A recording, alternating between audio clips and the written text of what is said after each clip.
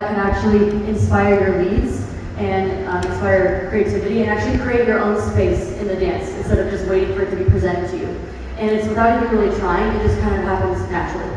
And leads, I talked about mirroring my follow's texture that she gives me, and also using that in my basic to help me lead with my upper body, because I have a little bit of that accordion when I settle anyways. You don't want to settle straight back. You want to settle leading with your ribcage a little bit, and then you can lean into that texture.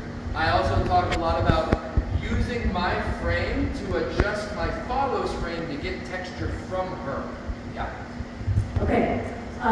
The way that you use top line, or a general rule about it, is the direction that you're turning or rotating is going to be the shoulder that drops. And essentially what you're doing is putting your body in an axis to rotate. So how we did this in play was in basics. So as a follow and during the leads turn behind the back, I'm turning to my right, which means I'm reaching and I'm dropping my top line, my right shoulder down, and I'm looking down that shoulder as I go through my back. Right side pass, follow, turn, rotate to the left, and drop my left shoulder, and I'm keeping my hand down as we do this. So if you rotate to this, it's going to look kind of like this. Leaders, I'm getting a tiny bit of this too, because I'm expanding my rib cage and getting a little bit of that. I normally don't have too much of it if I'm standing up, but if I look down, I can take the rest of my body with me and get a small amount of that texture too. But we talked about not raising that hand up here and keeping it down with the texture. Okay, our core examples were the basic. Okay, so then we went into this closed position and concrete examples. Okay, I was in a double spin. You should probably do it because there's a leads part to it. Yeah, so we did this, we did it behind the back, and when the follow gives us this texture on this double inside turn, I see the texture, I'm going to mirror that texture when I finish.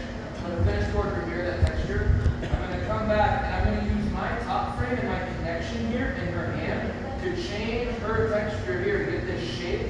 And then since we don't have stretch, I can't push her through. I'm going to use rotation of my body and moving of my body to get her to go down line. And I like to leave it open-ended a little bit so my follow can finish with something. Okay, then we'll into closed position. This is how top line can actually create space and inspiration for leads as a follow. So in this position, I like to either shift my top line in towards the connection or away to create different types of space. So we did this, and then we prepped, and then on two, it's not weighted to escape the connection, we're weighted back on our two or our prep. And then we're shifting our top line, and I'm kind of pinching by engaging my lats down here, and I'm going to use my airplane arm, I'm taking space over the top as I kind of stay in place as my lead shuttles me down line. You want to talk about that? Yeah, leads, so we prep our follow, and when we feel that pinching, that texture, I should be so connected to my follow that I feel it because I feel it in my body too, it's happening. So I feel this right here. I feel a closing of the space of our connection, tightening up. I'm going to stay connected and listen a little bit.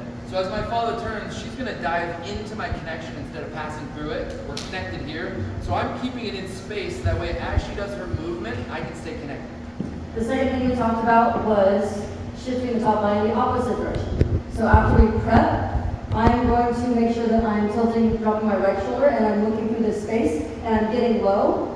And I talk about this sweep here that happens with my left foot as I shuttle myself down line.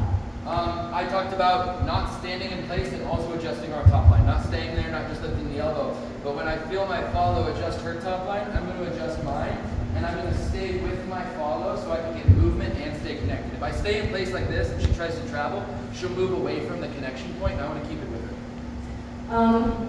We didn't get to it, but the other two things that I wanted to talk about were from this anchor dip. So when you're coming up follows, you can actually shift your top line one direction or another to create space and inspire your lead to do something different. So that was the first one. The other one would be to shift it the other way.